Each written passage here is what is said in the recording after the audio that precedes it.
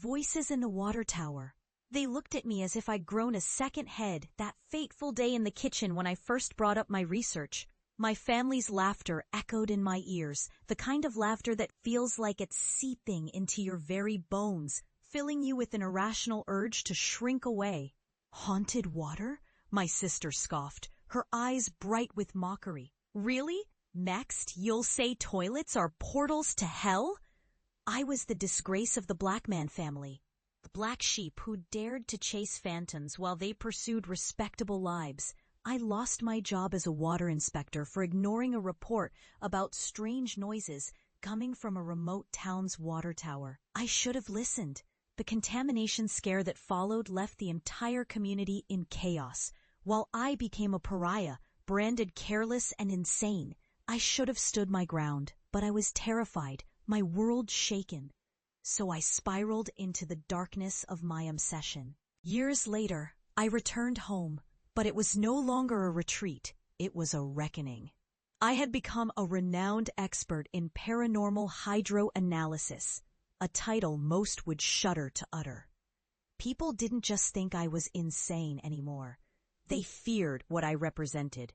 I had survived encounters with forces so profoundly dark that even the bravest souls ran from my findings. Water, the fundamental essence of life, now held secrets too terrible to fathom. I had spent countless nights unraveling those truths. I stood at the edge of our family driveway, the same gravel crunching beneath my feet, the same trees bending slightly in the wind, as if whispering secrets. I looked up at the house, the pale blue paint peeling, the garden overrun with weeds, and felt an overwhelming sense of nausea. Would they see me as I was now? A warning drenched in a knowledge they could never understand? As I stepped inside, the stale air gripped me like a vice. Familiar scents mixed with the unsettling stillness of abandonment, and my heart raced. They were gathered in the living room, a disjointed assembly of disbelief and irritation. "Look who decided to grace us with their presence," my mother said, her voice thick with the bitterness of years of disappointment. "Is that a ghost detector in your pocket? Or are you just happy to see us?" My brother chuckled, a low, derisive sound that made me feel as if I were standing at the bottom of a deep, dark pit.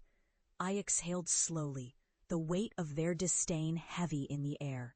"I'm not here for your approval. I'm here to share what I've learned." It was a half-hearted attempt at firmness, my voice quavering at the edges. "What exactly?" my sister asked, rolling her eyes in mockery. "More stories about your haunted toilets?" I could feel the anger rising within me, but something deeper held me back. They needed to witness my truth, not just my words, but the looming shadows at my back. "Do you remember the water tower in Eldridge?" I challenged, letting the question hang thick in the air. "That old legend?" my mother scoffed. "You've been reading too much nonsense."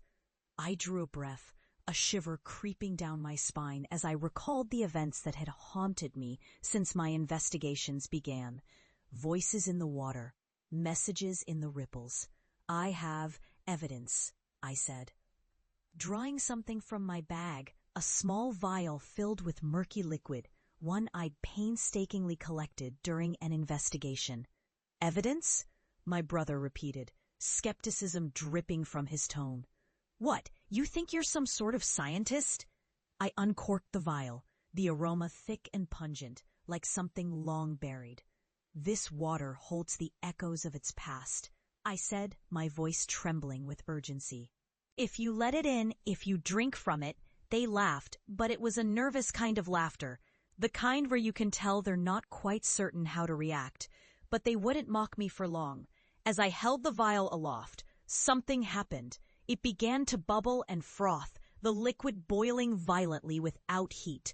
The room darkened momentarily, and shadows began to twist against the walls, stretching and contorting into grotesque figures. Their laughter turned to gasps, eyes widening in horror as the images of faces, distorted and anguished, filled the air around us. "Stop it!" my mother cried, backing away. This isn't funny anymore. It's real, I shouted over their rising panic. You chose not to believe me when I begged you to listen. You forced me into this life of shadows and darkness, and now you're witnessing the truth. The spectral forms swirled around us, ethereal wails echoing off the walls, the cries of those who fell victim to the tainted waters. My family stood frozen, their initial disbelief melting away into sheer terror. They were witnessing the culmination of my obsession, the horrors I had faced now manifesting before them. Please, I didn't mean it, my sister screamed, clutching her head as if to block out the sound. In that moment, I saw their faces twist with realization, the deep, lingering regret mixed with fear.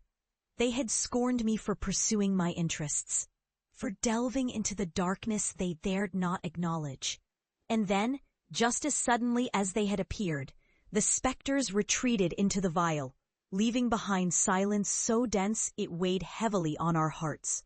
The shadows shimmered before fading, leaving us standing in the remnants of fear, guilt, and understanding.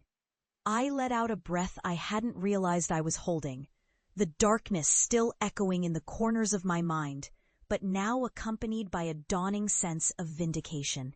This isn't just about me, I said quietly, looking at the faces I had once longed to please. It's about what you ignored, what you chose not to believe. I watched the pallor drain from their faces, the realization of the cost of their ridicule now etched into every line of their features. "What have we done?" my brother whispered, as if the words were spoken to himself, processing the weight of his disbelief. "There are things beneath the surface," I said softly. "Things that don't just vanish because you refuse to acknowledge them."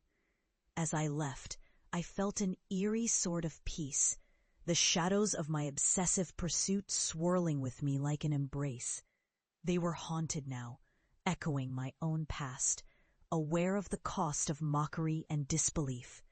A chilling reminder that the most terrifying truths often lie hidden beneath the surface, waiting to be uncovered, whether we choose to see them or not. Sponsor: It's funny, isn't it? They called me crazy. Ridiculous. Said I was throwing my life away, chasing ghosts and shadows. But now, they whisper my name with a fear I never thought they were capable of.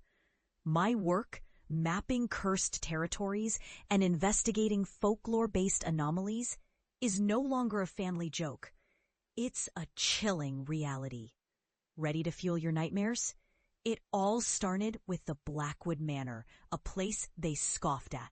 I found that the best way to introduce yourself to horror is through the home, where the most memories are held and are most likely to manifest in a way that would terrify. Blackwood Manor became my obsession. The more I researched, the more I felt pulled towards that darkness.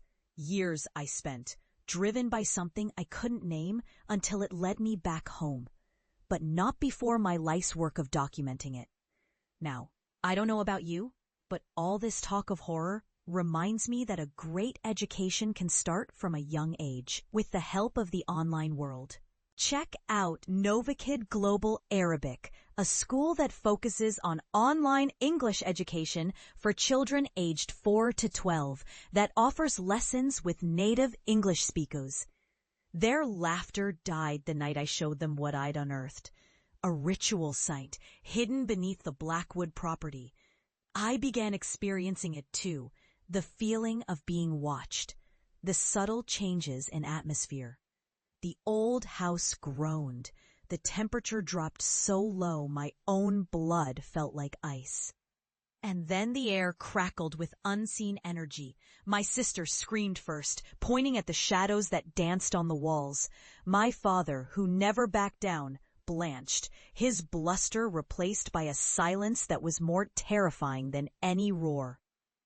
That night, they witnessed the terrifying weight of what they mocked, the ancient